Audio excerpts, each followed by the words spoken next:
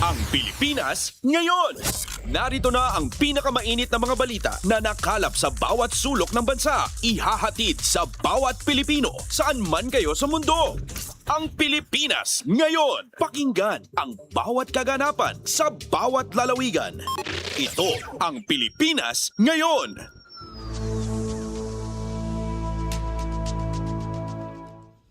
Magandang araw po sa ating mga tagapakinig. Welcome po ulit sa ating programang Ang Pilipinas Ngayon.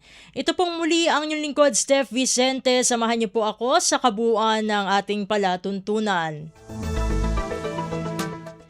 Tulad ng dati, mapakikinggan po ang ulat ng ating mga kapatid na himpilan sa probinsya, ang ating mga segmentong balitang negosyo at kalakalan at balitang sports, maging ang ilan sa mga pangunahing balita mula naman dito sa ating bansa. Yan po sa kabuuan ng ating palatuntunan, ang Pilipinas ngayon. Kumpleto, detalyadong balitaan, di papahuli sa mahahalagang kaganapan. Kamustahin ang inang bayan, ang Pilipinas ngayon!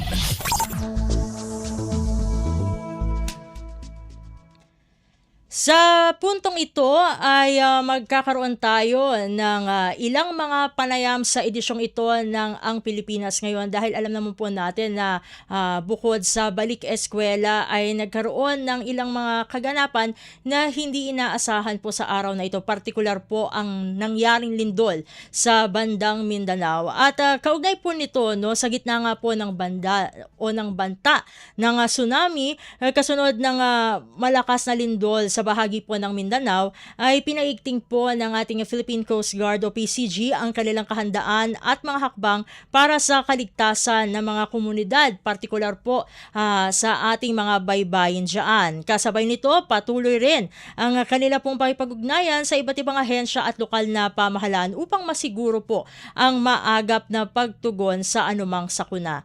At bukod po dito, no, sa mga naging kaganapan sa Mindanao ay tatalakayin natin bahagya ang mas pinalawak na kooperasyon ng Pilipinas sa mga karatig bansa sa pamamagitan po ng tinatawag na ASEAN Coast Guard Forum na layong palakasin ang maritime safety at disaster response sa buong rehiyon. At kaugnay po nitong mga nabanggit kong paksa ay makakasama na po natin ngayon sa linya ng ating komunikasyon ang opisyal na tagapagsalita po ng Philippine Coast Guard o PCG, walang iba kundi si Commodore Noemi Cayabyab. Commodore Cayabyab, welcome po muli sa Ang Pilipinas Ngayon. Si Steph Vicente po ito ng Radyo Pilipinas World Service. Yes, Ma'am Steph. Magandang hapon po at maraming salamat po sa oportunidad. Maraming salamat din po Commodore Cayabyab sa pagpapaunlak po sa aming imbitasyon. Unang-una po sa lahat, dahil nga po given po ng mga naging kaganapan kanina, particular po sa Mindanao, ano na po ang kasalukuyang sitwasyon base po sa monitoring ng Philippine Coast Guard doon sa mga lugar na apektado po ng tsunami warning matapos nga po ang lindol dyan sa Sarangani? Well, unang-una, Ma'am Steph, no, naka-heightened alert status na po ang lahat po ng operating units ng Philippine Coast Guard, particularly sa area po ng Sarangani at yung mga kalapit na mga probinsya po natin na kung saan nagtaas po ng tsunami warning ang ating pong field boss kaninang umaga. Pangalawa po, nabanggit niyo po kanina, Ma'am Steph, no, patuloy po ang sinasagawa po rin po nating monitoring ng ating po mga karagatan. No? Kanina ay na meron po tayong naitala sa may Fishport Complex sa may Barangay Tumbler, Jensan, kasama po sa may Maasim, although hindi po ganun ka-significant ang na-monitor po natin pagtaas ng alon, pero meron po tayong nakitang kaunting paggalaw. Kaya naman po, Ma'am Steph, ay nagsagawa po tayo ng ating information dissemination sa lahat po ng ating po mga mangingisda, kasama po ang mga residenteng naninirahan po na malapit po sa baybayin, na kung maaari po ay huwag po muna mag-engage into any water activities, no, katulad po ng paglangoy, pangingisda, at iwasan po muna pumunta sa mga dalampasigan. At sunod po dyan, Ma'am Steph, naglabas na rin po ang Philippine Coast Guard ng ating notice to mariners na hinihikayat po natin ang lahat po ng mga sasakyang pandagat na nakadaong sa pantalan at mababaw na bahagi ng ating karagatan na siguraduhin po ang seguridad ng kanilang mga bangka at lumayo po muna sa mga lugar na malapit po sa dalampasigan. At kung maaari, yung mga sasakyan na nasa laot po muna, ay doon po muna, pinayuhan natin na magstay po muna doon habang hindi pa rin po inibababa itong ating mga advisory na ito. At naging coordination naman po natin ngayon, Ma'am Steph, is yung close cooperations with the local government units, particularly sa ating Office of Civil Defense, dahil nakapag-activate na rin po ng incident command system ngayon. So lahat po ng ating resources, kasama po yung ating mga deployable response groups, ang ating mga nurses, medics, and even yung Coast Guard Canine Search and Rescue Dogs po natin, naka-check-in na rin po yan. At ngayon po, Ma'am Steph, as we speak, no, ay nag-deploy na rin po tayo ng ating mga tauhan to augment yung ating rescue efforts for possible survivors sa area po ng Kalumpang, na kung saan nag-collapse po ang isang building ng Save More dyan. So we are thinking na may possible na mga trapped na mga survivors at mga victims po doon. So we are augmenting sa rescue efforts na sinasagawa po ngayon ng LGU dyan. And dahil nabanggit niyo po yan, Commodore Cayabyab, ay paano po sinisiguro ng Philippine Coast Guard yung kahandaan ng inyo pong mga kawani, maging yung mga kagamitan niyo po para sa posible nga pong search and rescue operations? Well, Ma'am Steph, yan naman po ang direktiba ng aming commandant na si Admiral Ronnie Hilgavan. Una, we placed all our operatings in heightened alert status. No? So, ibig sabihin, lahat po ng ating kagamitan, mga radio equipments, atin po mga tauhan, where in fact, yung barko po natin sa may area po ng Sarangani ay naka-standby rin po. So, in case na kinakailangan po ng pag-distribute ng ating mga relief goods or pag-transport ng relief goods o saan man po makakatulong ang Philippine Coast Guard, ay talaga nakaantabay po tayo. Kaya po lahat po ng ating pong available resources ngayon ay naka-check-in na po sa ICS po natin para at least ma-maximize po ang lahat ng kapasidad at yung deployment po ng lahat po ng ahensya ng ating gobyerno ngayon. Isa po sa mga lugar na tinutukan po no ng mga kawani ng Philippine Coast Guard itong sa Santa Cruz, Davao del Sur. Maaari niyo po bang ibahagi yung naging pagresponde po no ng PCG para dun sa mga estudyante po no, kasi may mga estudyante po palang naapektuhan nitong lindol at natapat na ngayon ay balik eskwela. Yes, tama po kayo, Ma'am Steph. So nag-render po tayo ng ating emergency assistance sa mga estudyante po ng Santa Cruz National High School sa may Davao del Sur. Although as per report po na ating po mga kasamahan, meron po tayong iilan na mga estudyante na nag-sustain po ng mga minor injuries at meron po yung iba ay nakaranas po ng pagkahilo at nawalan po ng malay. So nandiyan naman po ang ating pong tauhan again to assist and to respond po dito sa ating po mga estudyante po kaninang umaga.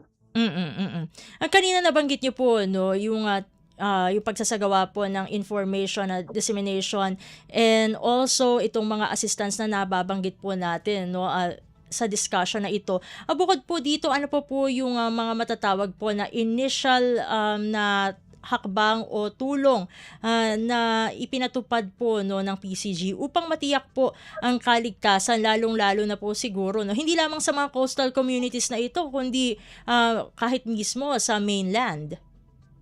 Yes, tama po kayo, Ma'am Steph. And that is the reason din po yung kanina nag-check-in po or atin pong ibinigay yung mga impormasyon na ating pong resources ngayon sa ating local DRRM.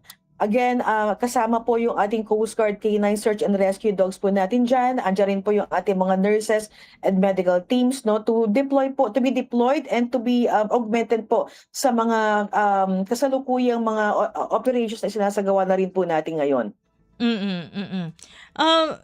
Commodore Cayabyab, ay paano naman po nakatutulong no itong tinatawag na iCare campaign sa pagpapalakas po ng disaster preparedness po ng Philippine Coast Guard? Yes, Ma'am Steph, ang iCare is intensive community assistance, awareness, response, and enforcement program po ng Philippine Coast Guard. When we say awareness po, unang-una itong sinagawa po nating Coastal and Seaborne Patrol, yung pagbibigay po ng mga information at awareness sa atin po mga komunidad, particularly doon sa malapit sa baybayin. And then yung response naman po, meron po tayong tinatawag na 1030 doctrine, no? Ang ibig sabihin po niya, dapat in 10 minutes ay makadeploy na po or makaalis na po itong ating mga small assets sa kanilang mga pantalan. At yung 30 naman po is 30 minutes. So ibig sabihin po niyan, yung atin po mga malalaking barko, no? Once na makareceive po tayo ng request or information for deployment ay dapat nakaalis na rin po sa mga designated ports po nila. So ito po yung isinasagawa natin ngayon ng mga programa para po mapaigting ang pagtulong po ng Philippine Coast Guard sa local government units, particularly dito po sa may Sarangani. Again, we are using a whole of the government approach to fully maximize all the resources that we have at hand, Ma'am Steph. Although syempre ongoing pa rin po no, yung operations and all, meron na po bang mga matatawag na initial takeaways po no ang Philippine Coast Guard mula sa insidenteng ito na maaari pa po nga makatulong sa pagpapabuti po ng ating disaster response? Well, unang-una yung kahandaan po talaga ng ating mga tauhan. Yan naman po ay kasama rin sa iCare program po natin, no? Is to capacitate yung lahat po ng personnel po natin, and of course, after capacitating, to deliver itong mga serbisyong ito sa publiko po. So yan naman po ang naging direktiba po sa atin during peacetime po, or kung wala man po ganitong insidente, ay we always ensure na train po ang ating po mga tauhan, particularly itong basic life support training po natin, Ma'am Steph. And of course, ang napaka-importante po sa panahon ngayon, Ma'am Steph, is yung coordination with local government and even po yung iba't ibang ahensya ng gobyerno. Again, the Philippine Coast Guard or other agency cannot do this operations alone. So it's always a coordination and cooperation po. And of course, yung trust po ng ating pong ibinibigay sa iba't ibang ahensya. Ito naman po ang Commodore Cayabyab on other matters po kasi meron po palang itinatag na ASEAN Coast Guard Forum o ACF. Ano po ba, para lang po sa kaalaman po ng ating mga tagapakinig, ano po ba ang layunin po ng itinatag na ACF na ito? Yes, Ma'am Steph, ang matagumpay po na pagdaraos nitong ating fifth or ika-5 na ASEAN Coast Guard Forum high-level meeting sa Manila ay isang mahalagang hakbang po yan tungo sa mas matatag at mas institusyonalisadong kooperasyon po na pandagat sa rehiyon po natin. Ilalim po ng chairship ng Pilipinas sa ASEAN 2026 na pagkasunduan po ng mga bansang kasapi nito ang mahalagang dokumento na magsisilbing pundasyon ng ating ASEAN Coast Guard Forum. Kabilang po dito, Ma'am Steph, yung ating concept paper, yung terms of reference, at joint declaration para sa formal nitong pagkilala sa loob po ng ASEAN Framework. So ipinapakita po dito ang tagumpay at sama-samang pananaw po ng isang bansa o ng mga bansa sa ASEAN na itaguyod po ang isang ligtas, matatag at rules-based maritime order sa pamamagitan po ng mas malalim na dialogo, information sharing, capacity building at operational cooperation po dito. So mahalaga po ito sa paghaharap, of course, Ma'am Steph, ng mga umiiral na mga maritime challenges po natin sa karagatan, tulad po ng mga maritime crimes, yung mga illegal fishing, and even yung mga efforts po natin, particularly sa search and rescue at iba pa po mga transnational threats po. Bukod dun sa inyong mga nabanggit po, Commodore Cayabyab, ay paano pa po makikinabang Pilipinas, particular po ang Philippine Coast Guard, dito sa capacity building at training initiatives mula sa ating mga ASEAN partners at international organizations? Well, malaki po ang magiging benefits nito. Unang-una, Ma'am Steph, no, sa Philippine Coast Guard, since we will be acquiring yung mga best practices, yung exchange of capacity building. Again, mas magiging epektibo po ang ating po magiging mga operations po pagdating po sa mga challenges na makaharap po natin. And of course, ang overall nito issue makikinabang po talaga is ating po mga kababayan. We can ensure yung safety, security ng ating pong komunidad, and because of this cooperations with other Asian maritime agencies po. Sa hinaharap po ang Commodore Cayabyab ay paano po nakikita ng Philippine Coast Guard ang papel po nitong ACF sa pagpapanatili pa ng seguridad at kaayusan sa karagatan within Southeast Asia? I'm sorry, Mr. medyo nawala po kayo. Ayun, ulitin ko lamang po yung tanong. Sa hinaharap po ay paano po nakikita no, ng PCG ang papel ng ACF sa pagpapanatili po ng seguridad at kaayusan sa karagatan within Southeast Asia? Well, Ma'am Steph, malaki po, dahil sa pamamagitan po itong ASEAN Coast Guard Forum po natin, magkakaroon po tayo ng mas malawak information sharing, magkakaroon po ng, we will be strengthening more our capacity building, and of course, yung nabanggit ko po kanina, yung ating operational coordinations, at upang sama-sama po tayong makatugon sa mga hamon na kinakaharap po natin ngayon. And of course, to ensure po na lahat po ng member state po nitong ASEAN Forum na ito ay talaga pong sumusunod. Ito tinatawag po ating rules-based maritime order po. Hindi ko na po masyadong kukunin ang inyong oras po, Commodore Cayabyab, dahil alam po namin na very busy po ngayon, no, ang Philippine Coast Guard, particular sa pagresponde po, no, sa nangyaring lindol, and then also merong tsunami warning po. Sa uulitin po, God bless po at mabuhay po kayo. Yes, maraming salamat po, Ma'am Steph, at magandang hapon po.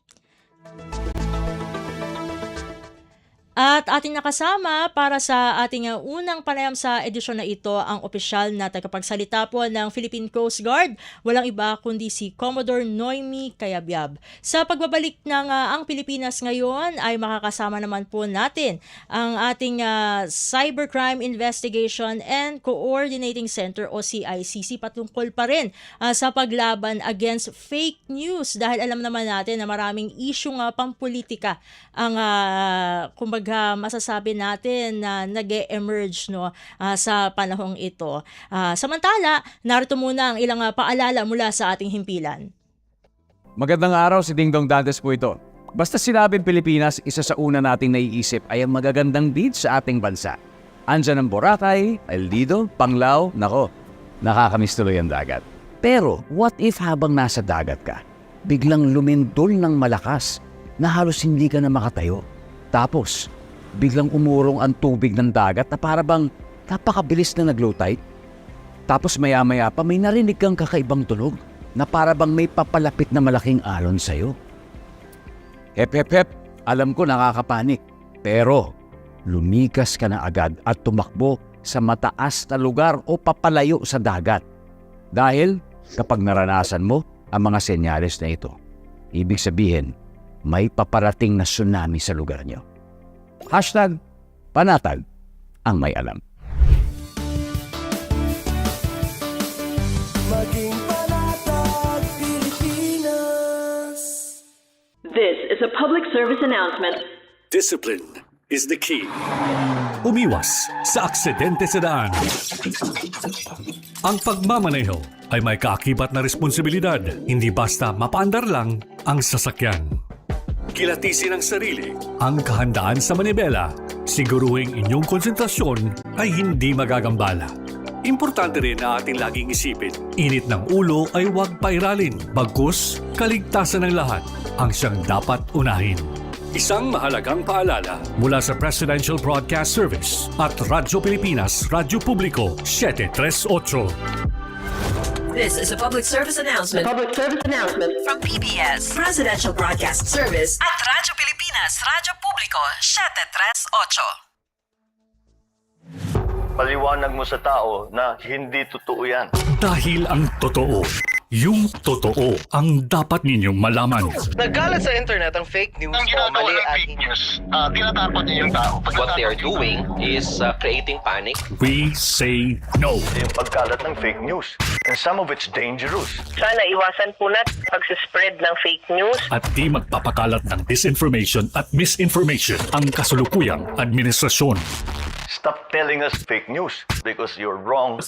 Para sa totoo at mapagkakatiwalaang mga balita at impormasyon, Radyo Pilipinas.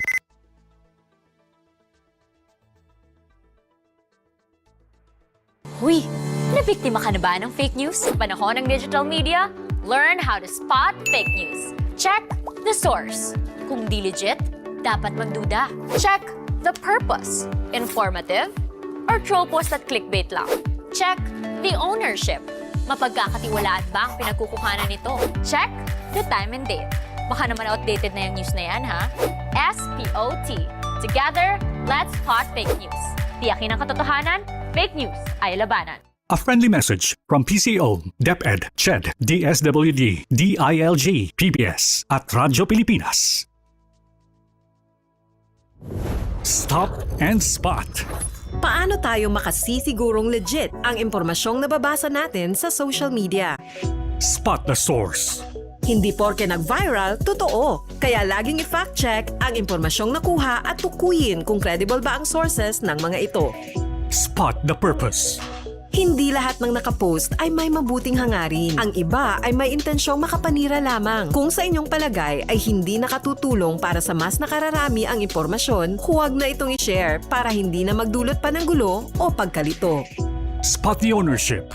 Legit o edit? I-double check kung totoong nanggaling sa mga legit news providers ang impormasyon dahil baka edited lamang ito ng kung sino para magpakalat ng fake news. I-check muna ang kanilang mga official social media platforms para makasiguro. Spot the time. Updated ka nga ba? O baka outdated na yung balitang na-share mo? Siguraduhin na tingnan mabuti rin ang month, day at year ng impormasyong inyong binabasa upang hindi maging sharer ng mga lumang balita. Let's be part of the solution. We can be warriors against disinformation and misinformation. Maging mapanuri sa lahat ng oras. A message from Presidential Communications Office, Department of Education, Commission on Higher Education, DILG, DSWD, Presidential Broadcast Service at Radyo Pilipinas. Mabilisang trivia. Dagdag talino. Heto na ang Dagling Kaalaman. Alam mo ba, ang tamang charging habits ay nakatutulong para mas humaba ang buhay ng iyong cellphone battery. Iwasan ang palaging 0% bago mag-charge. Mas mabuti kung nasa 20% hanggang 80% lang ang isang cycle. Huwag ding iwanang nakasaksak magdamag dahil kahit may auto cut-off, unti-unti ring naaapektuhan ang battery health. At kung kaya, gumamit ng original or certified chargers para mas ligtas at mas matagal ang performance ng iyong phone. Para laging game ready ang gadget, charge smart, not hard. Kaunting kaalaman na malaking dagdag talino. Abangan muli ang susunod na Dagling Kaalaman. At nagbabalik na po tayo sa ating programang Ang Pilipinas Ngayon. Sa puntong ito ay atin naman makakasama ang Cybercrime Investigation and Coordinating Center o CICC dahil sa gitna ng umiinit po na usaping politikal dito sa ating bansa. Lalo pang tumitindi rin ang hamon ng misinformation at disinformation sa social media. Kaugnay nito, nanawagan po ang CICC sa publiko na maging mapanuri at responsable sa pagbabahagi ng impormasyon, lalo na hinggil sa mga isyong may kinalaman sa mga rally at pampublikong pagtitipon. Sa ating talakayan ngayon, pag-uusapan natin kung paano maiwasan ang pagkalat ng maling impormasyon at kung ano ang papel ng bawat netizen sa pagpapanatili ng isang ligtas, maayos at makabuluhang cyberspace. At kasama na natin ngayon sa linya po ng komunikasyon si Yusek Renato Aboy Paraiso ng Cybercrime Investigation and Coordinating Center o CICC. Yusek Aboy, welcome po sa Ang Pilipinas Ngayon. Si Steph Vicente po ito ng Radyo Pilipinas World Service. Hi Steph, magandang hapon sa inyo at saka sa inyong mga nanonood at saka taga-subaybay. Maraming salamat po, Yusek, sa paglalaan niyo po ng oras para makasama po namin kayo dito. Unang-una po sa lahat, Yusek, ano po ang pangunahing dahilan po kung bakit nananawagan ang CICC ng pag-iingat sa ating publiko patungkol po sa mga ulat na may kinalaman sa mga rally at pagtitipon, given po na syempre may mga political issues po tayong hinaharap ngayon dito sa ating bansa. Yes, Steph, kami yung panawagan namin ay para lang maging maingat at maging mapanuri yung mga sa mga nababasa nyo online. Hindi naman namin pinakikialaman yung karapatan ng bawat Pilipinong ihayag ang kanilang karapatan, na sabihin ang kanilang damdamin at sa mga nangyayaring mga kaguluhan ngayon, ang aming prioridad parati is wag sana silang manghikayat na gumawa ng karahasan, mapa-online man yan. Ito'y upang maiwasan na may madadamay na mga kababayan natin. Without giving any specifics po, syempre due to probably security reasons, ano po yung mga masasabi na natukoy po ng CICC from the online monitoring kaugnay po ng mga possible na pag-organize po nitong mga rally at public assemblies? Kasi may mga namo-monitor tayong mga iba't ibang mga netizens na nanghihikayat kasi na tumungo sa Senado sa Pasay para ilabas ang kanilang mga hinaing or pananaw sa kanilang mga pampolitikal na usapin. Okay lang naman sana yon kung ganitong pagtitipon lang. Basta wag ho tayo manghihikayat na manggulo o di kaya painitin lalo na makilahok ang ating mga kababayan para pinapainit natin yung damdamin nila based on hindi naman totoong facts, di ba?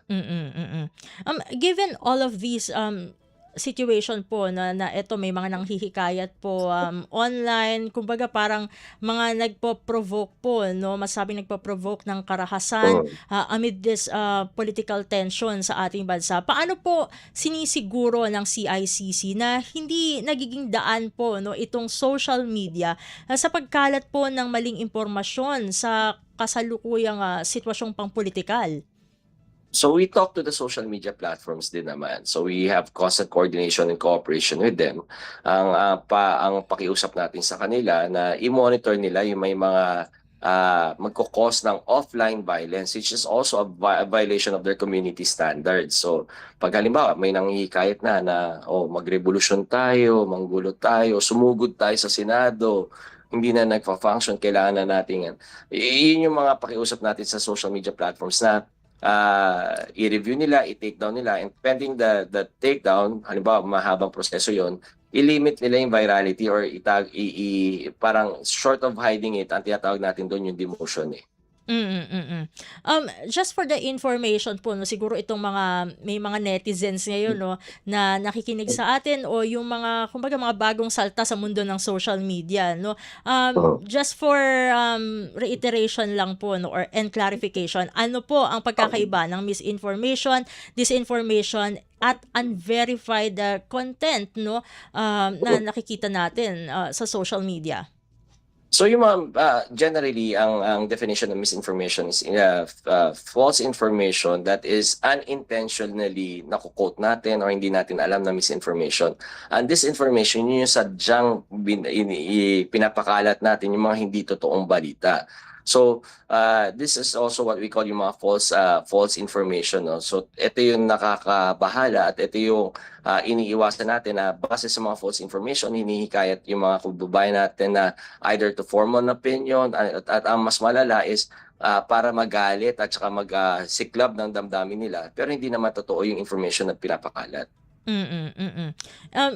Ito naman po, no, ano po kaya ang maaaring maging epekto, no, dito sa ating bansa kung patuloy po nakakalat itong mga maling impormasyon, lalo na po kung sinadyang ikalat ang mga ito sa gitna po, no, nitong political tensions? Well, ito nagdudulot lang ng kalituhan at saka pagdududa sa mga nangyayari, especially for example sa Senate, yung leadership change sa Senate, no. Hayaan muna natin yung batas yung umiral, Steph, no, at hindi karahasan sagot sa mga ganitong bagay. Alam mo yun, kailangan although we have the right for freedom of speech, freedom of information, pero ang maganda in a healthy democracy, yung healthy exchange, hindi yung pag may opinion yung iba, titirahin nyo na, sisiraan nyo na, gagawan nyo na ng maling kwento. Parang nangyayari sa media ngayon, Steph, no? Ina-attack ang ating mainstream media ngayon, dinidiscredit.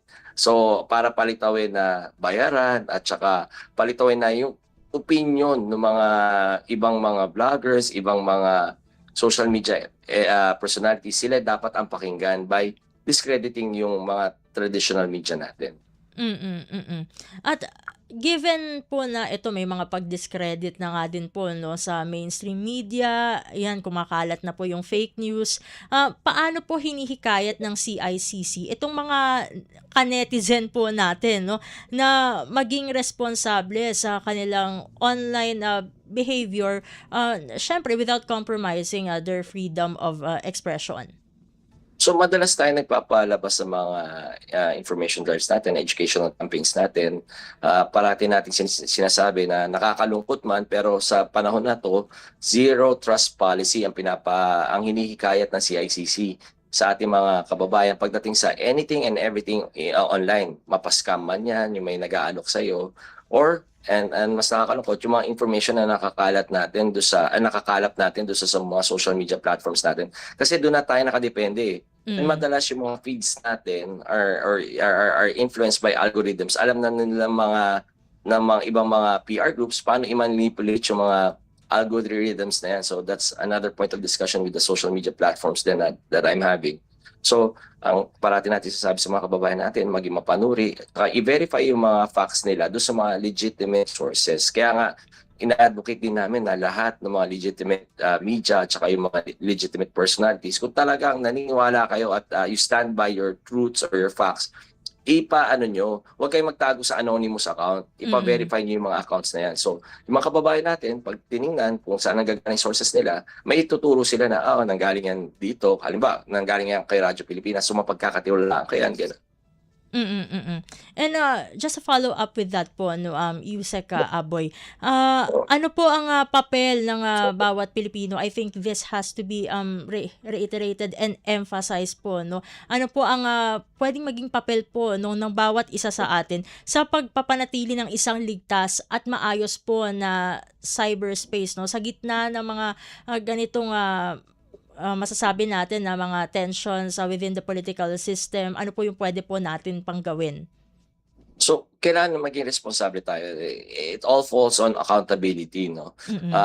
So, pag halimbawa nagpo-post tayo, yun yung sasabi natin dati, think before you click. Pero yung ibang mga kababayan natin, sinasadya nilang gumamit ng mga troll accounts, yung mga anonymous accounts na yan, para yung mga opinion nila maipakalat nila, at saka yung mga nais nila mangyari maisakatuparan nila. So each one of us has to play a part to keep our internet safe. Una, be responsible, be accountable, and pangatlo siguro, and more importantly, sabay-sabay tayo mag-report ng mga nakikita natin ng mga online harms na yan. Yung mga nakikita natin na nagpapakalat ng mga karahasan, na alam natin lahat na walang pwedeng manalo dyan, whether you're pro or anti a particular issue, wala akong mananalo dyan. Karahasan na ho ang nangibabaw.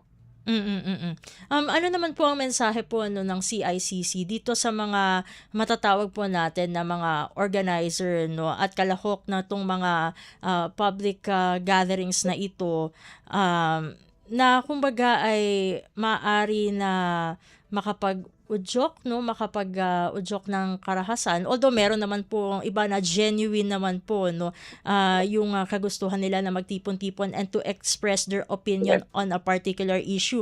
Ano po ang inyong mensahe regarding their online activities? So, ang mensahe natin ngayon is, minomonitor na ho natin itong mga to. Again, tama yung sinabi mo, Steph, no? Hindi natin kinurcurtail or hindi natin pinipigilan ang malayang pamamahayag. Karapatan ho natin magsalita, bawat isa ho sa atin.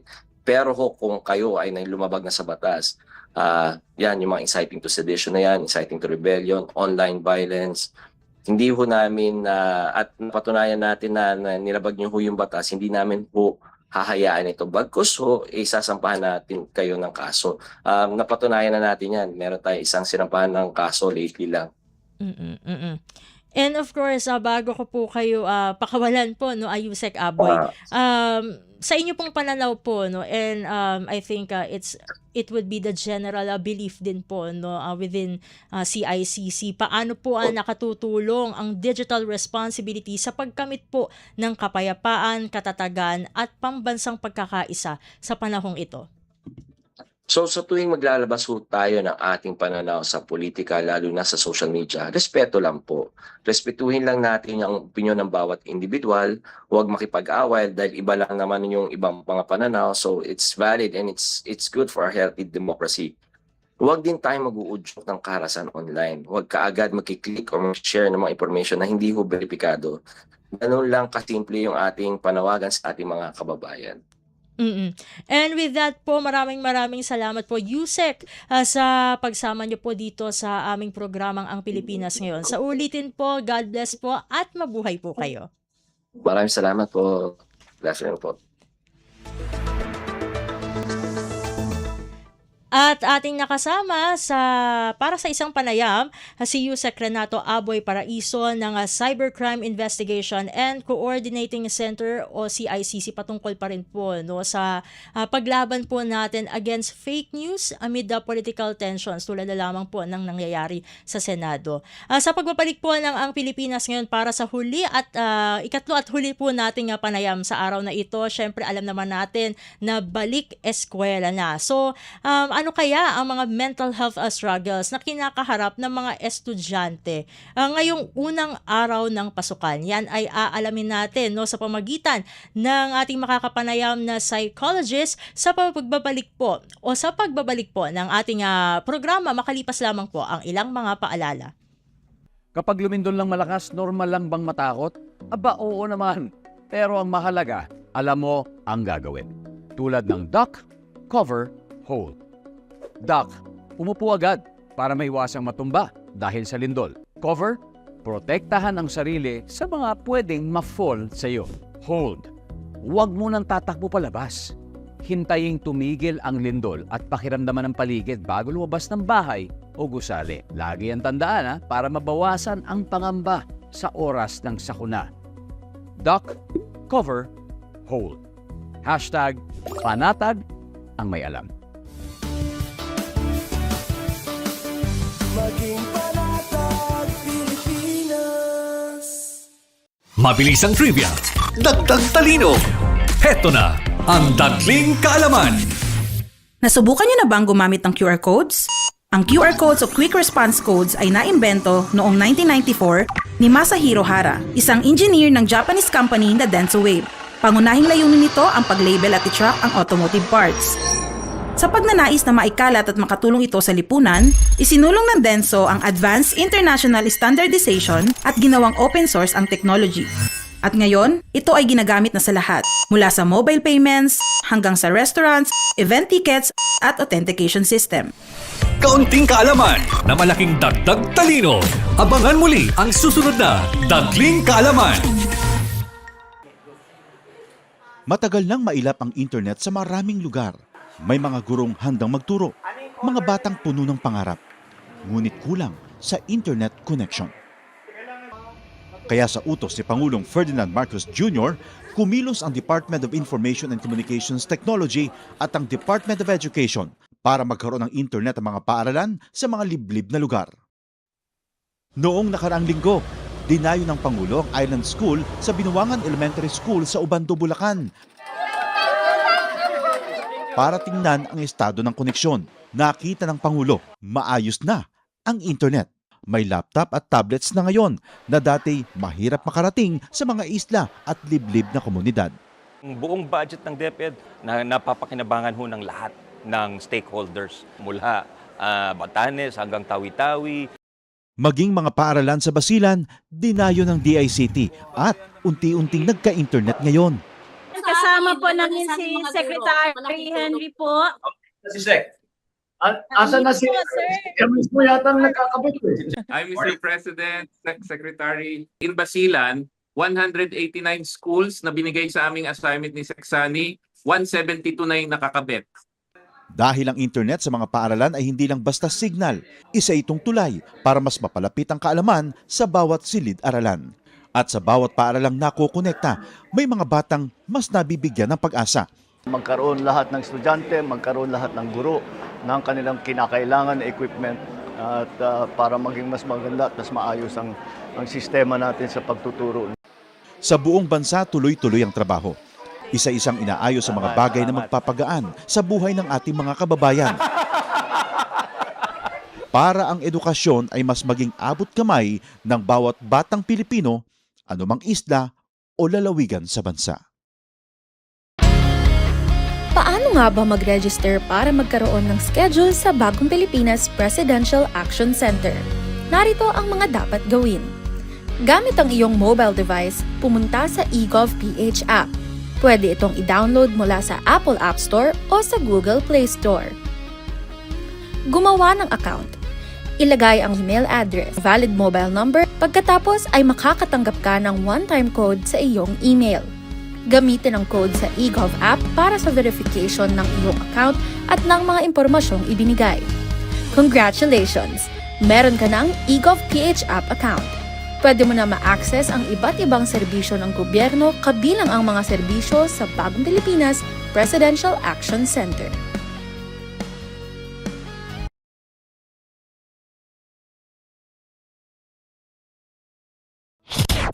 Balita mula sa lalawigan sa bawat rehiyon ng ating bayan. Dito sa Ang Pilipinas Ngayon.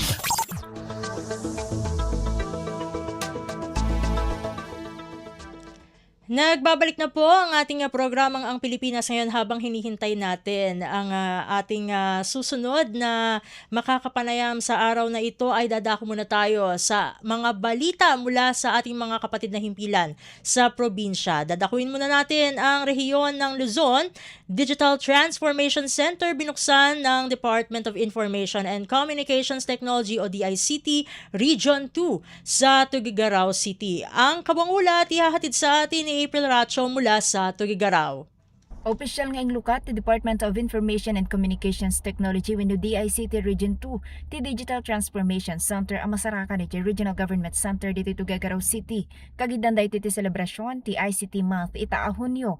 Iti panangipasdek iti Digital Transformation Center namnamaan ita ang mapasaya at pay ti digital services kan mapalawa ti access iti teknolohiya dagiti umili iti rehiyon. Mainaag iti dayti pinadayawan ni DICT Assistant Secretary for Regional Development John Vincent Manuel Gaudan ti panangipamuspusan ti DICT Region 2 iti panangitandudo ti digital transformation babaan iti panangimaton ni DICT OIC Assistant Secretary for Infrastructure Management kan concurrent Regional Director Pinky Jimenez. Naigiddan pa iti daytoy iti soft launching ti provision of internet access via low earth orbit satellites Sunipia LEOS for tourist spots program asigon kini DOT Region 2 Director Troy Alexander Miano ket makatulong para iti mapangnamnamaan nga internet connectivity kadagiti tourism communities iti rehiyon aglalo kadagiti nasulinek alug lugar. Manipud syudad ti Tuguegarao dayti ni April sa Lucan Radyo para iti Radyo Pilipinas World Service. Balita mula sa lalawigan sa bawat rehiyon ng ating bayan. Dito sa Ang Pilipinas Ngayon. Inyong napakinggan ang ulat ni April Racho mula sa Tuguegarao. Puntahan naman natin ang Baguio City. 100 pisong aumento sa sahod ng mga manggagawa sa Cordillera hiniling ng SP Benguet sa Regional Tripartite Wages and Productivity Board, Cordillera Administrative Region o RTWPB CAR. Ang kabuang ulat ihati naman sa atin ni Jong Munar.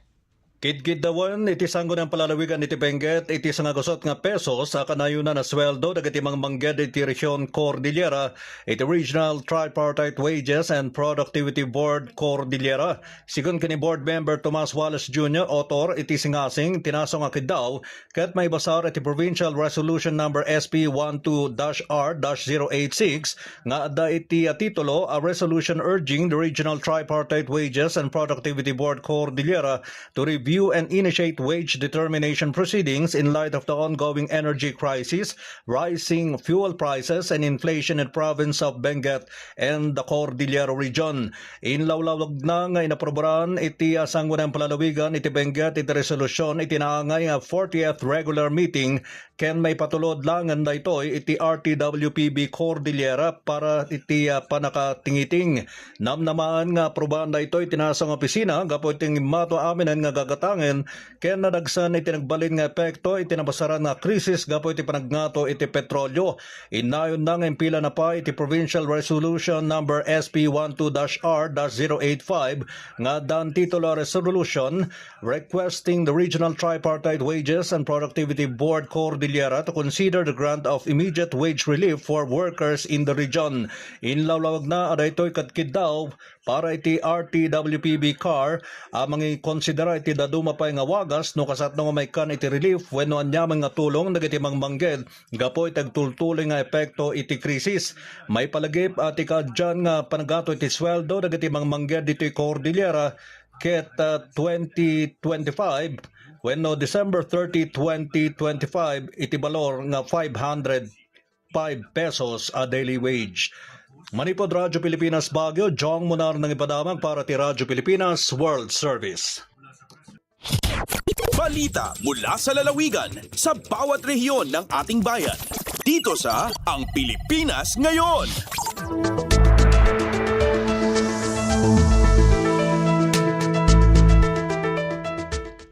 Inyong napakinggan ang ulat ni Jong Munar mula sa Baguio City. Dadakuin naman natin ang Virac. Pamahalaang panlalawigan ng Catanduanes, suportado ang muling pagpapatatag ng gulayan sa paaralan program sa Virac. Narito si Rosie Nieva para sa balita. Liwat na pinakusog ang gulayan sa paaralan program kan Hikming Elementary School sa Virac, Catanduanes. Sa tabang kang provincial government kan Catanduanes sa pamamayo ni Governor Patrick Asanza asin kan Provincial Agricultural Services Office o PASO, pinagkalooban ang nasambitan ng eskwelahan ni manlain-lain na punla asin mga kagamitang panghardin nganing suportahan ang programa asin isulong ang seguridad sa pagkakana. Sigun sa eskwelahan, makakatabang ang programa sa pagpapahewas kan kaaraman kan mga estudyante sa tamang nutrisyon, pagtatanom asin pangangataman sa kapalibutan. Padagos man na pinagtitibay ka na sambitan ng eskwelahan ang mga programang pangsalud asin pangkapalibutan, makalis ining bistuhon como grand winner sa AIA Healthiest School Challenge asin nagrepresentar sa SDO Catanduanes sa manlain-lain na kompetisyon. Gikan sa RP Virac, ini si Rosie Nieva para sa Radyo Pilipinas World Service. Balita mula sa lalawigan sa bawat rehiyon ng ating bayan. Dito sa Ang Pilipinas Ngayon.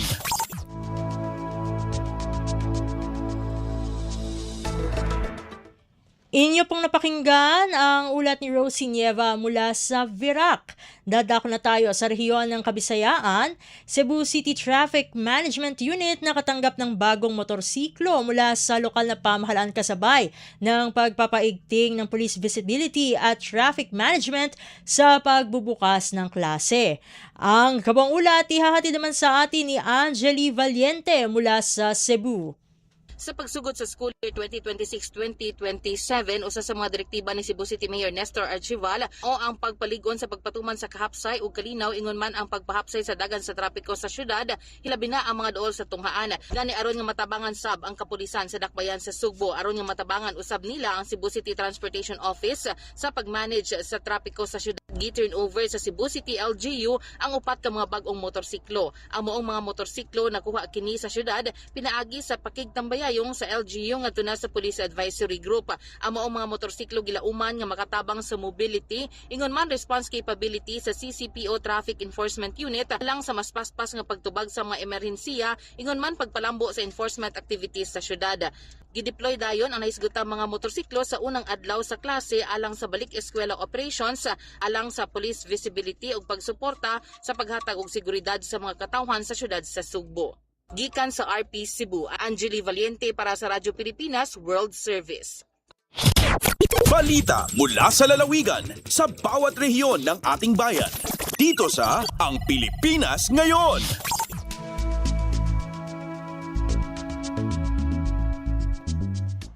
Inyong napakinggan ang ulat ni Angeli Valiente mula sa Cebu. Dadakuin naman natin ang Iloilo, halos 800,000 pesos na halaga ng farm inputs ipinamahagi ng Bacolod City LGU sa mga magsasaka. Ang detalye ihahatid sa atin ni JP Hervas. Nagparagtag sa kapin 800,000 pesos nga balor sang kagamitan para sa kaumahan ang Bacolod City Government sa 11 ka asosasyon sa mga mangunguma sa syudad. Ang bulig ginalakipan sang cultivators, grass cutters, sprayers, garden tools, water pump, hoses kag iban pa nga mga gamit nga ginalauman makabulig para sa mas madasig kag produktibo nga pagpanguma. Ang paghatag sang suporta ginpuduhan si dalom sang Sprout program sa Bacolod City Government nga nagatuyo nga maalalayan ang mga mangunguma nga nagatrabaho para sa mas madinagon nga agrikultura sang syudad. Ang 11 kasosasyon sa mga mangunguma ang naghalin sa barangay Kabug kag barangay Alangilan. Nagikan sa Iloilo, JP Hervas para sa Radyo Pilipinas World Service. Balita mula sa lalawigan sa bawat rehiyon ng ating bayan. Dito sa Ang Pilipinas Ngayon. Inyong napakinggan ang ulat ni JP Hervas mula sa Iloilo. Dadakuin na natin ang rehiyon ng Mindanao. 3 munisipalidad sa lalawigan ng Agusan del Norte idineklarang insurgency-free. Pakinggan ang balita ni Jocelyn Morano mula sa Butuan. Tulo ka lungsod sa Agusan del Norte deklarado ng gawas nun sa insurhensiya human gipirmahan ang Memorandum of Understanding kun MOU para madeklara ang lungsod isip State of Stable Internal Peace and Security kun SIPS. Ang mga mayor sa Buenavista, Carmen ug Las Nieves uban nila 23rd Infantry Battalion Commander Lieutenant Colonel Glenn Ford Libre ug mga chief of police sa tulo ka mga lungsod ang mipirma sa maong MOU. Sumala pa ni Lieutenant Colonel Libre nga ang munisipyo sa Buenavista duha ka tuig ng insurgency free ug ang kinatibuk ang probinsya sa Agusan del Norte. Ang pagpirmag MOU ug pagdeklarang insurgency free mao'y formal nga pagsilyo sa positibong katikaran nga angayang masayran sa katawhan. Dugang pa sa opisyal, bisan doon na pa'y aktibong rebelde sa Northern Mindanao apan wala na kini makaestablisar sa ilang presensya sa Agusan del Norte. Gikan sa RP Butuan, kini si Jocelyn Morano para sa Radyo Pilipinas World Service. Balita mula sa lalawigan sa bawat rehiyon ng ating bayan. Dito sa Ang Pilipinas Ngayon. Inyong napakinggan ang ulat ni Jocelyn Morano mula sa Butuan. Dadakuin na natin ang Marawi, paggunita at selebrasyon ng ika-67 araw ng Lanao del Sur, pinaghahandaan ng pamahalaang panlalawigan. Narito ang kawang ulat mula naman kay Malik Mambuay. Inimbitaro provincial government sa Lanao del Sur sumadaklataw sa kaundama kuwa kapslasla sa Tinday Saulan ko ulan-ulan na July sangkaya ragun kakitaling o ikanumpula gupito ragun na kaya din na sa probinsya Ranao. Si kuwa payagan ng gobyerno sa Lanao del Sur paguluanan o gobernador si Mamintal Bumbi Talon Tuading Jr. na piyag ito kauniran sa tema o programa bituan sa papakaradyon sa Rimano kamay ileron sa kapag isa so kaungi ko ganat mga loko sa gusto kapasang o gusto kay pa tumangam Ranao sangkaya ragun na celebration na kaileron sa mga papakaradian ay pagkapia ginawa opisya katawan. Sangkaya masa nagirampan na pendapatan sa mga papakaradian na kaileron sa mga adat ay nandang mga kanggita-gita akang batalo mga ka-Islami programa so tourism events so ipakapia mga bay gusto mga kangudan gusto mga priyan. Gebo si Malik Mambuhay po sa Marawi City para sa Bagong Pilipinas World Service. Balita mula sa lalawigan sa bawat rehiyon ng ating bayan. Dito sa Ang Pilipinas Ngayon.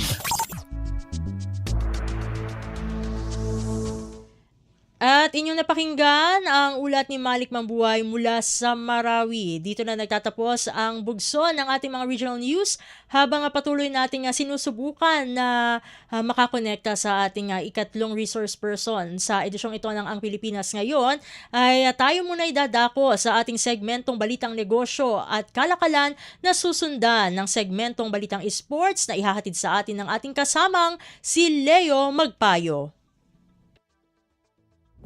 Stop and Spot. Paano tayo makasisigurong legit ang impormasyong nababasa natin sa social media? Spot the source. Hindi porke nag-viral, totoo. Kaya laging i-fact check ang impormasyong nakuha at tukuyin kung credible ba ang sources ng mga ito. Spot the purpose. Hindi lahat ng nakapost ay may mabuting hangarin. Ang iba ay may intensyong makapanira lamang. Kung sa inyong palagay ay hindi nakatutulong para sa mas nakararami ang impormasyon, huwag na itong i-share para hindi na magdulot pa ng gulo o pagkalito. Spot the ownership. Legit o edit? I-double check kung totoong nanggaling sa mga legit news providers ang impormasyon dahil baka edited lamang ito ng kung sino para magpakalat ng fake news. I-check muna ang kanilang mga official social media platforms para makasiguro. Spot the time. Updated ka nga ba? O baka outdated na yung balitang na-share mo? Siguraduhin na tingnan mabuti rin ang month, day at year ng impormasyong inyong binabasa upang hindi maging sharer ng mga lumang balita. Let's be part of the solution. We can be warriors against disinformation and misinformation. Maging mapanuri sa lahat ng oras. A message from Presidential Communications Office, Department of Education, Commission on Higher Education, DILG, DSWD, Presidential Broadcast Service at Radyo Pilipinas. Lagay ng ekonomiya, kalakalan, negosyo at iba pa. Atin ang alamin dito sa Ang Pilipinas Ngayon.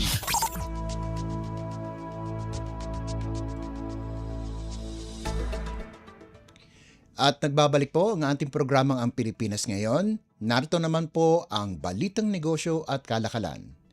Nagpapatupad na ng agarang safety assessment ang Department of Energy o DOE matapos tumama ang malakas na magnitude 7.8 na lindol sa Sarangani nitong Lunes ng umaga.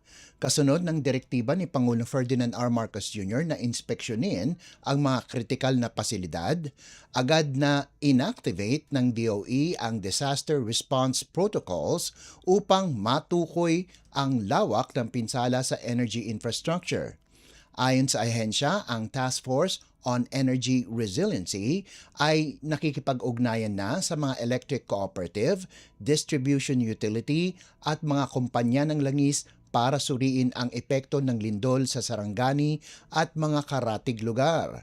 Patuloy na iniinspeksyon ang power grids, fuel depots, substations, distribution lines at mga estasyon ng gasolina sa buong rehiyon. Ayon sa DOE, kinokonsolidan na nila ang mga ulat upang malaman kung may pasilidad na naapektuhan. Tiniyak din ng ahensya na may tuloy-tuloy na monitoring upang mapanatili ang supply ng kuryente at produktong petrolyo sa mga apektadong komunidad. Ang malakas na lindol ay tumama alas 7:37 ng umaga sa karagatan malapit sa Maasim, Sarangani ayon sa PHIVOLCS na naglabas din ng tsunami alert matapos ang pagyanig. Paalala ng mga eksperto, regular na nakararanas ng malalakas na lindol ang Pilipinas dahil sa lokasyon nito sa Pacific Ring of Fire. Lagay ng ekonomiya, kalakalan, negosyo at iba pa. Atin ang alamin dito sa Ang Pilipinas Ngayon.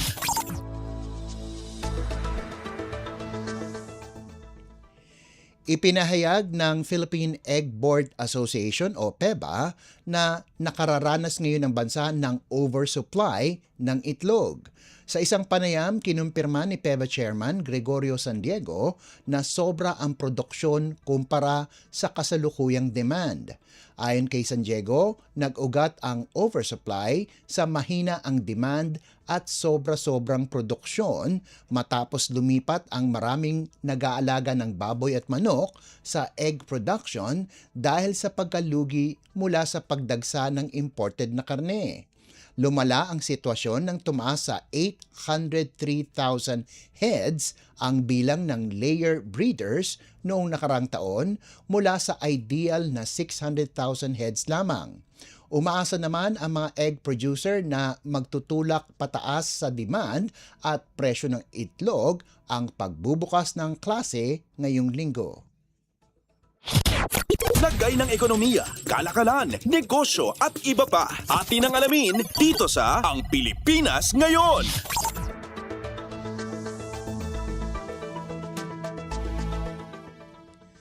Inanunsyo ng Department of Agriculture o DA na naipadala na sa Canada ang kauna-unahang commercial shipment ng sariwang Carabao mangoes mula Pilipinas sakay ng air cargo.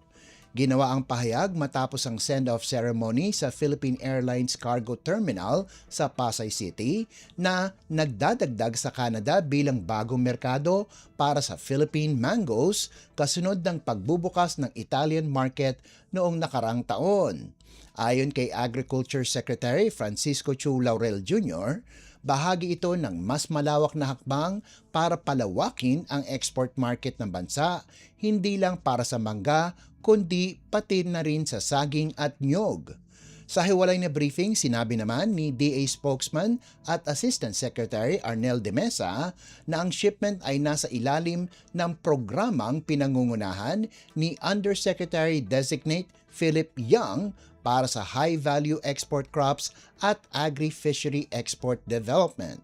Aminado si de Mesa na maraming prutas ang may export potential pero hamon pa rin ang volume at production cost. Plano rin ng DA na palawakin ang merkado para sa Cavendish at Cardaba bananas, kakao, pomelo, rambutan, dalandan, pineapple, okra, asparagus, pili, durian, avocado, dragon fruit, kalamansi at ube. Ang manggang ipinapadala sa Canada ay inexport ng Highlas Marketing Corporation at Castillo Import-Export Ventures Incorporated, habang ang importer ay ang TSI Tropicals Incorporated ng Ontario. Lagay ng ekonomiya, kalakalan, negosyo at iba pa. Atin ang alamin dito sa Ang Pilipinas Ngayon. Muling isinailalim sa yellow alert ang Visayas Power Grid ngayong Lunes ayon sa National Grid Corporation of the Philippines o NGCP. Epektibo ang yellow alert mula alas 4 ng hapon hanggang alas 8 ng gabi, oras kung kailan posibleng makaranas ng brownout ang ilang bahagi ng Visayas. Ibinibigay ang yellow alert kapag kulang ang available na kuryente para tugunan ang contingency requirement ng grid. Ayon sa NGCP, may 2,659 megawatts na available capacity ang Visayas Grid, habang inaasahang tataas sa 2,510 megawatts ang peak demand. Pangunahing dahilan ng manipis na supply ang hindi pa rin available na malalaking coal plants sa Visayas bukod pa sa mataas na konsumo. Halos buong buwan ng Mayo at unang linggo ng Hunyo ay sunod-sunod nang naglabas ng yellow at red alerts ang NGCP sa riyon. Karaniwan nang tumataas ang pangangailangan sa kuryente tuwing mainit at maalinsangang panahon ng Abril, Mayo at minsan hanggang Hunyo dahil sa mas madalas na paggamit ng mga cooling device tulad ng electric fan at air conditioner. Lagay ng ekonomiya, kalakalan, negosyo at iba pa. Atin ang alamin dito sa Ang Pilipinas Ngayon.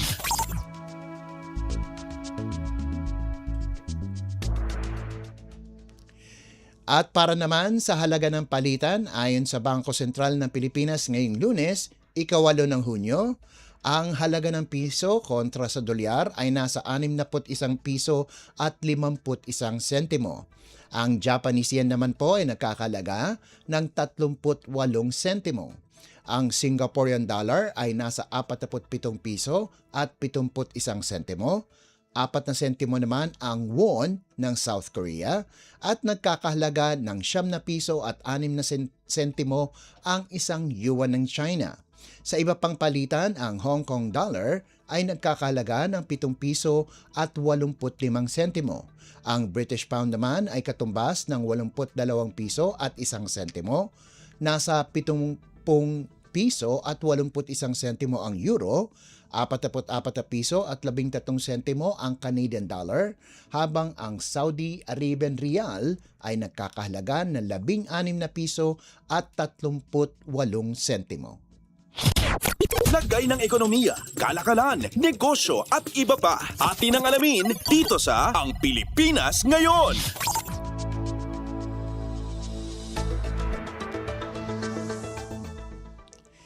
At yan po ang ating balitang negosyo at kalakalan. Samantala, antabayanan nyo naman po ang ating segmentong Sports Balita. Yan po sa pagbabalik ng ating programang Ang Pilipinas Ngayon, pakalipas lang ng ilang paalala. Paliwanag mo sa tao na hindi totoo yan. Dahil ang totoo, yung totoo ang dapat ninyong malaman. Nagkalat sa internet ang fake news o mali at fake news. Tinatapon niyo yung tao. What they are doing is creating panic. We say no. Yung pagkalat ng fake news. And some of it's dangerous. Sana iwasan po natin pag-spread ng fake news. At di magpapakalat ng disinformation at misinformation ang kasulukuyang administrasyon. Stop telling us fake news because you're wrong. Para sa totoo at mapagkakatiwalaang mga balita at impormasyon, Radyo Pilipinas. Updates at pinakahuling mga usapin sa mundo ng palakasan. Atin ang pakinggan dito sa Ang Pilipinas Ngayon.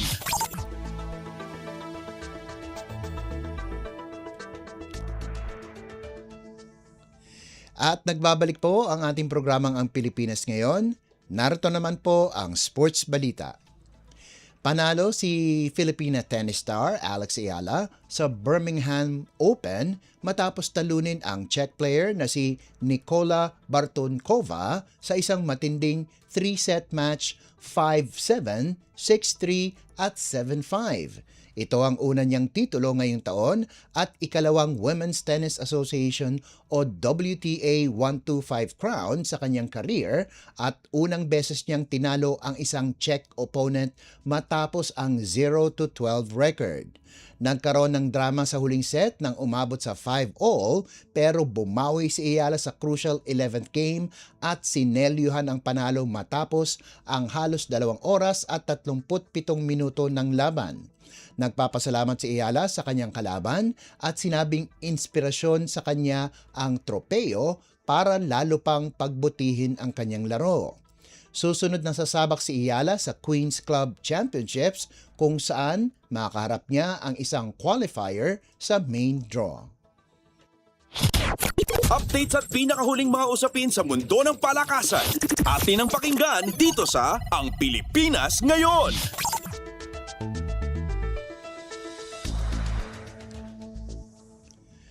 Umarangkada ang Barangay Ginebra San Miguel para makabawi at kunin ang 2-1 series lead sa PBA Commissioner's Cup Finals matapos talunin ang TNT Tropang 5G 116-102 sa Game 3 sa harap ng 18,607 fans sa Mall of Asia Arena.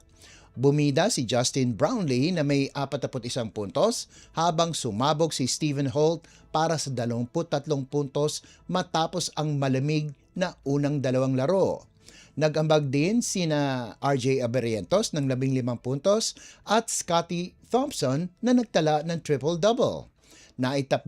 Naitabla pa ng Token Text ang laban sa huling bahagi pero sinagot ito ng clutch baskets ni na Abarientos, Holt at Brownlee para tuluyang iselyo ang panalo.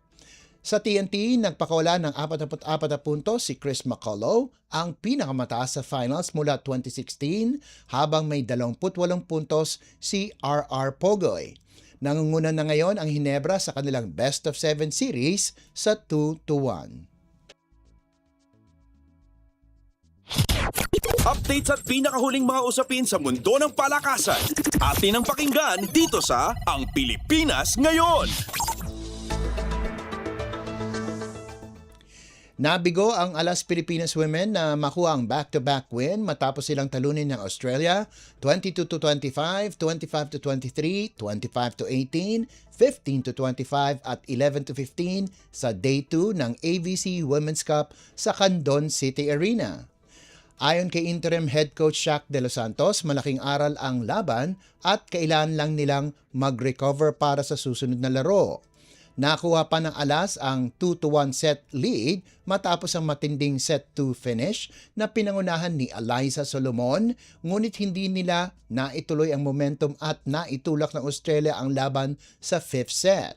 Sa decider mula 10-9, sunod-sunod na puntos nina Chloe Walker, Ella Shabort at Lara Marek ang nagbigay ng 13-9 lead sa Australia. Sinubukan pang humabol nina Eliza Valdez at Solomon pero tinapos ni Marek ang laban sa off-the-block hit. Bumagsak sa 1-1 ang kartada ng Pilipinas. Pinangunahan ni Solomon ang scoring na may 23 puntos habang may 13 puntos si Nina Itang at 11 si Valdez. Susunod na makakarap ng Alas ang Kyrgyzstan ngayong Lunes para subukang makabawi sa harap ng home crowd. Updates at pinakahuling mga usapin sa mundo ng palakasan. Atin ang pakinggan dito sa Ang Pilipinas Ngayon. Tinalo ng Gilas Pilipinas Under-18 Women ang Indonesia 88-62 para tapusin ng FIBA Under-18 Women's Asia Cup SIABA qualifiers na walang talo sa Bacolod City. Pinangunahan ng tournament ni MVP o Most Valuable Player Rian Perez ang panalo taglay ang 18 puntos, 5 rebounds at 4 na assists. Nagambag din si Sofia Dignadice ng 14 puntos at si Tiffany Reyes ng 12 puntos.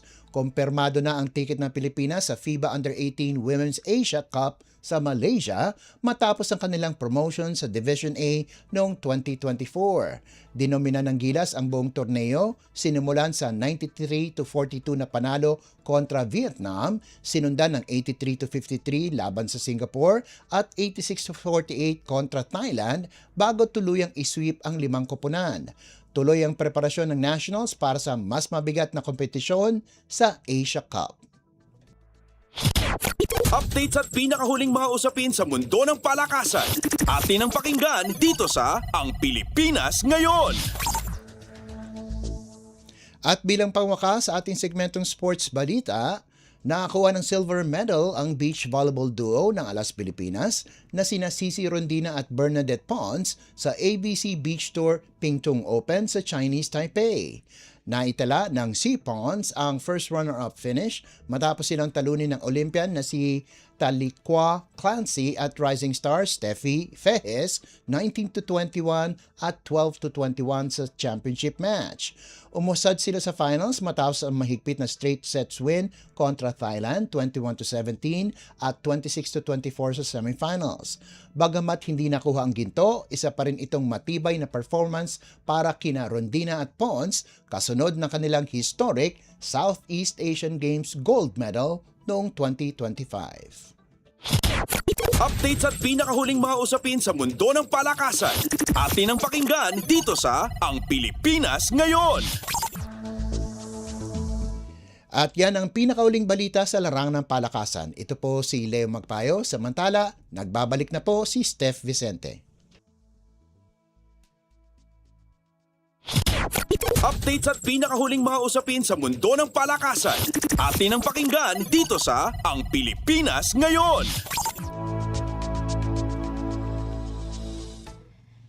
At atin po napakinggan ang segmentong Balitang Negosyo at Kalakalan at Balitang Sports kasama ang ating kasamahan dito sa himpilan na si Leo Magpayo. Sa puntong ito ay ating pararaanin na ang isang maikling panayam kasama po ang isang psychologist dahil alam naman natin tulad ng ating nabanggit kanina ay unang araw na naman po ng pasukan. At sa pagbabalik eskwela, hindi lamang baon at gamit ang inihahanda ng ating mga estudyante, kundi pati ang kanilang emosyon at kaisipan. Sa unang araw ng klase, marami ang nakararanas marahil ng kaba, takot at pressure sa bagong kapaligiran, lalo na yung mga talagang kakapasok pa lang ng eskwelahan. At sa talakayang ito ay ating pag-uusapan ang mental health struggles na kinakaharap ng mga mag-aaral at kung paano sila matutulungan na makapag-adjust ng maayos sa panibagong simula. Kaya naman, kasama na natin po sa ating linya ng komunikasyon ang psychologist na si Dr. Camille Garcia. Dr. Camille, welcome po sa Ang Pilipinas Ngayon. Si Steph Vicente po ito ng Radyo Pilipinas World Service. Hi, good afternoon, Steph. Nadidinig ako. Sorry, hindi ko alam kung nadidinig ako. Yes po, loud and clear po kayo, Doktora. Thank you so much po sa pagsama niyo po dito sa aming programa. Unang-una po sa lahat, Doktora, ano po ang karaniwang emotion o mental health struggles na nararanasan po ng mga estudyante sa unang araw po ng pasukan? Okay, usually yung tinatawag nating mga first day blues, medyo sabihin natin talagang nararanasan yan, lalo na nga talaga pag bagong first time na makapasok sa eskwelahan. And definitely, siguro ang unang mararamdaman dito yung kaba, may takot. At the same time, kasi nasanay sila na yung environment nila, 'di ba, nasa structured na nasa bahay lang, and then eventually napunta sa isang eskwelahan na napaka unpredictable ng environment. Of course, pag sinabi mo bagong eskwelahan, tapos talagang iba diyan nagugulat, so yung takot, ang unang makikita mo, merong iba talagang umiiyak, merong iba nag-i-struggle na ayaw pumasok talaga, nagpapabuhat sa magulang nila, and yung iba naman kahit na nandun na nakikita yung magulang na nasa labas ng eskwela, ng classroom, natatakot pa rin na silip ng silip. So nakikita mo, pwede magkaroon ng tinatawag na anxiety, or even it can lead yung tinatawag nating separation anxiety. And speaking of separation anxiety, no, doktora, bakit po kaya nagkakaroon no ng ganitong kondisyon ang ilang estudyante tuwing balik eskwela? Kasi naalala ko nung bata nga ako, no, kapag malapit na matapos ang bakasyon, parang ayokong pumasok kahit kailangan na pumasok. Bakit po kayo nagkakaganon, doktora? Okay. Siguro kaya nangyayari yung ganon unang-una, no, dahil kasi syempre 'di ba, makikita natin na iba yung yung kanilang environment. So talagang hindi nila kilala yung mga nandoon na tao. At the same time, meron din pagkakataon na itong mga tao na yung mga nandoon hindi nila alam kung babatiin ba sila o hindi. Tapos meron din pagkakataon na isa pa, yung magulang din kinakabahan. So makikita mo kung yung magulang may anxiety na, tapos yung bata ganun pa rin din, doble-doble na nagkakaroon ng problema na umaabot dito sa tinatawag nating anxiety. Although meron pagkakataon na kasi 'di ba kahit paano yung mga magulang yung mismo eskwelahan gumagawa ng paraan para itong nangyayari sa kanila hindi umaabot sa punto na talagang magwawala yung bata. Kaya merong talagang standard na 14 days ang binibigay na paraan para maintindihan nila yung routine nang sa ganoon ay yung kahit paano maibsan yung possibility na magkaroon ng anxiety. Doktora, ano naman po kaya yung mga matatawag na signs o senyales na yung isang estudyante ay nahihirapan emotionally and mentally po, no, sa simula ng klase? Okay. Siguro unang-una, nandun yung nervous. Alam mo, iba may physical manifestation. Kaya yung iba para sumasakit ang tiyan, tapos nagkakaroon ng diarrhea, tapos masakit ang ulo, and then eventually the following day, ayaw nang pumasok. So, di ba makita mo talagang may mga struggles na yung bata na ito dahil kasi nag-uumpisa niya. So talagang kinakailangan ng magulang na gumawa ng paraan para maging kampante, at the same time yung gumawa ng paraan din na yung hindi yung maging panatag yung loob, kasi dapat maging kalmado kaso di ba yung magulang nagpapanik. Nagpapanik, tapos yung iba naman sasabihin ganon, yung bang nagagalit na dahil kasi baka akala nila na yung bang nape-pressure sila na nakikita ng ibang mga bata, imbis na pakalmahin yung bata, lalong na natatakot dahil kasi sila yung parang nakaba, di ba, gumagano yung ibang magulang na tigilan mo yan, yung mga ganong mga factors. So syempre mas lalong yung bata, imbis na kumalma, lalong na-pressure doon sa mga pangyayari. Ito naman po, doktora, no, kumbaga pag-uusapan naman natin by age, no, na experience pagdating sa first day stress. Paano po naiiba, no, yung epekto, no, ng first day stress dun sa mga bata kumpara sa mga matatawag ng kabataan o mga college students na po? Alam mo, kung tutuusin, siguro yung manifestation lang ng sa mga batang, mga halimbawa kinder or nursery, mas iyakin. Pero ibang mga sabihin na natin pag nasa college, alam mo, mas iba din, may takot dun. Mas nahihiya, mas may nervyos, kaya lang hindi siguro nakikita yung talagang physical manifestation na medyo natatakot, ninenervyos sa ganyan. Kaya lang kumisan sa pananalita, kumisan yung tinatawag natin nagkakaroon ng stuttering, tapos kumisan parang sa sobrang nervyos, makikita mo palaging pumupunta sa restroom, o kaya naman tipong yung parang kunyari chill lang sila pero yung nervyos sobra-sobra. Kaya doon mo makikita na baka basically nung pang high school pa lang yan talagang nagkaroon na o nakaranas na ng anxiety, tapos na tumindi lang dahil kasi umabot na sa college, or kaya naman pinipilit nila na mapigilan kung paano nila ma-express yung talagang nararamdaman nila na takot or kaya naman kaba during the time na papasok na sila sa eskwelahan. Ito naman po, doktora, kasi nasa digital age na po tayo ngayon, no? Ano po kaya ang papel ng social media at probably peer pressure sa mental health ng mga estudyante sa pagbabalik eskwela? Actually, malaki yung factor dito, lalo na kung umaabot sa punto na dating high school na, no, tapos yun pa rin mga kaklase mo. What if kung itong batang ito ay palaging nabubuli before, tapos ngayon umaabot na sa punto na hindi lang regular na bullying physically, pero pati sa digital makikita mo na cyberbullied, na tapos yun yung nakakalungkot kasi kumisan marami tayong masyadong nakikita rin na nabubuli sa sa SOCMED. Ang problema lang hindi mo alam kung sino yung kaaway mo kasi hindi mo naman kilala talaga yung minsan nagkokomento.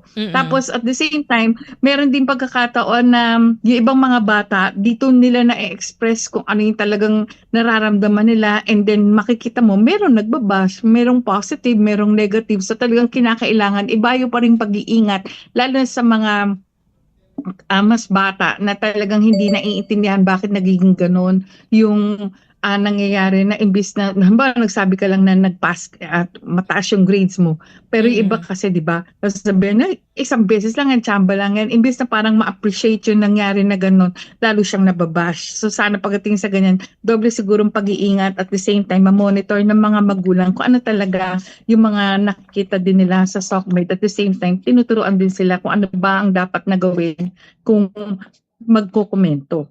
Kasi kumisan yun yung problema nag-explore masyado yung mga bata sa ganyan, tapos hindi natin nakikita na meron na palang pagkakataon na naaapektuhan na sila dun sa mga nababasa at nakikita nila sa SOCMED. Ito naman po, Dr. Camille, paano naman po matutulungan ng mga magulang po muna, no, ang kanilang mga anak na maibsan ang kaba at takot sa unang araw ng klase? Una-una, 'di ba sinasabi natin na ang eskwelahan ay supposed to be ang second home ng mga bata.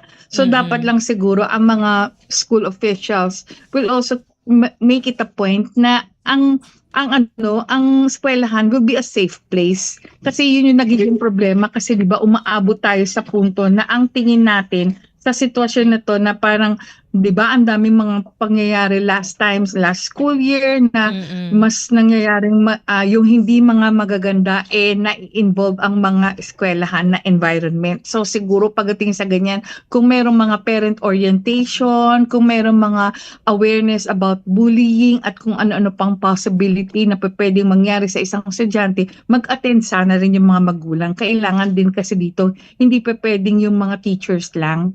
Kailangan ma-involve din ng mga parents, at the same time yung mga estudyante. Mas siguro papaigtingin natin na imbis na sabihin natin na puro academics lang ang nalalaman sa eskwelahan, bigyan din natin ng pagkakataon kung ano ba yung dapat na values na i-inculcate sa mga bata, para sa ganun maintindihan nila and eventually they will be able to have a good parang sabihin natin moral habits. Siguro ito na lamang po, no, Dr. Camille, meron po bang mga simpleng coping mechanisms na pwedeng gawin ng mga estudyante bago at habang sila po ay nasa paaralan? Una-una siguro pagdating sa ganyan, i-practice din naman, lalo na pag may nakikita silang away na ganyan, na hindi pa pwede maging bystander lang sila. Siguro pagdating sa ganyan, tiruan din ng mga teachers at sa mga estudyante na pag may mga ganyang pagkakataon, isusumbong ka agad kung sino dapat ang kakausapin, kung sino ang dapat na pagdating sa ganyan para matuto na mag-awat din sa eskwelahan. At the same time, hindi kasi dapat na yung paano ma-extinguish yung aggressive behavior, di ba? Merong mga pagkakataon na may mga batang napaka-agresibo, na akala mo napaka-astig. Hindi kasi dapat binibigyan ng pagkakataon na palalain yung mga ganitong klaseng sitwasyon. So dapat lang na matutunan din ng mga bata kung ano yung kinakailangan na proper, at the same time correct approach para maintindihan nila na hindi dapat sila mabubuli. At the same time, kung sakasakali naman na merong bully, alam nila kung paano i-handle yon. Second, kung sakasakali rin na may mga takot yung mga bata because of the fact na yun namang imbis na mga kapwa estudyante naman ang kinatatakutan nila at mga teachers naman ang kinatatakutan nila. Siguro pagdating sa ganyan, meron naman kasing mga class advisors, kahit sabihin mo na nasa kolehiyo ka na, meron pa rin mga class advisors na pwedeng tumulong sa'yo para sa ganun, maintindihan mo na yung takot mo, maibsan din. Kasi kung minsan yun yung nangyayari, di ba? Terror to, feeling mo palagi, hindi lang estudyante ang nambubuli, pati yung mga teachers nambubuli. Kaya, both ways, medyo natatakot din parehas. Ultimo yung teacher, then binubuli rin na ibang mga estudyante. So, nararapat lang yung proper awareness, proper acknowledgement, and validation of the feelings ng mga pupils and students mabigyan ng address para sa ganun, hindi rin aabot sa punto na talagang magkakagulo and then you'll end up na ayoko nang pumasok o kaya naman sasabihin mo lilipat na lang ako na eskwelahan. And with that po, maraming salamat po Dr. Camille sa pagbibigay niyo po ng oras upang ma-discuss po itong emotional and mental health struggles ng ating mga estudyante sa unang araw po ng pasukan. Sa ulitin po, God bless po at mabuhay po kayo. Thank you then, Steph. At ating nakasama sa ating edisyon ngayon ng Ang Pilipinas Ngayon, ang psychologist na si Dr. Camille Garcia patungkol pa rin sa balik eskwela ng ating mga estudyante ngayong araw ng Lunes, Hunyo 8. At bago tayo tuluyang magpaalam, meron tayong public service announcement dahil isang matagumpay na araw ng basic life support at first aid awareness ang naisakatuparan ng Rizal High School Batch 79 at hindi ito maging posible kung wala ang sama-samang pagtutulungan ng mga individual at institusyong nagbigay ng oras, suporta at serbisyo. Buong pasasalamat ang iniaalay ng Batch 79 sa ang proyekto sa Poong May Kapal na siyang gumabay upang maging ligtas at maayos ang buong programa. Malaki rin ang naging ambag ng Disaster Risk Reduction and Management Office o DRRMO Pasig City sa panguna ni Mr. Bryant Merrill Q. Wong, Chief ng DRRMO at Mr. Ramon Carlos Z. Cayube, ang Training Division Chief. Kasama ang kanilang mga instructor at buong team, naghatid sila ng makabuluhang kaalaman na tiyak na magagamit sa oras ng pangailangan. Nagpaabot din ng pasalamat ang grupo kay Mr. Jewel Armas, Principal ng San Miguel Elementary School sa pagbibigay daan at suporta sa aktibidad. Hindi rin matatawaran ang tulong ni na Mr. Ray Abalos, Presidente ng RHSAAI at ng buong Board of Trustees, gayon din ni Ms. Malu Villanueva, Treasurer ng asosasyon na naging katuwang sa pagbuo at pagsasakatuparan ng proyekto. Pinapapurihan din si Mr. Remy Nebrida, VP at si Rose Ann para sa maayos na documentation ng buong event, isang mahalagang bahagi upang maitala ang tagumpay ng programa. Mula kay Ms. Connie Rebadavia, isang taus-pusong pasalamat sa lahat ng nagbigay oras, lakas at malasakit. Ang proyekto ay patunay na kapag nagkakaisa ang komunidad, mas nagiging handa, ligtas at matatag ang bawat isa. At dito nating opisyal na tinatapos ang palatuntunang Ang Pilipinas Ngayon para sa araw na ito. Sa ngalan lahat ng nakasama natin dito sa studio, maging sa ating mga resource person, maraming salamat din. Ito pong muli ang inyong lingkod, Steph Vicente, at isang mapagpalang araw po sa ating lahat. At yan ang Pilipinas Ngayon. Muling samahan sa parehong oras at alamin ang pinakahuling mga kaganapan at balita saan man kayo naroon. Ang Pilipinas Ngayon.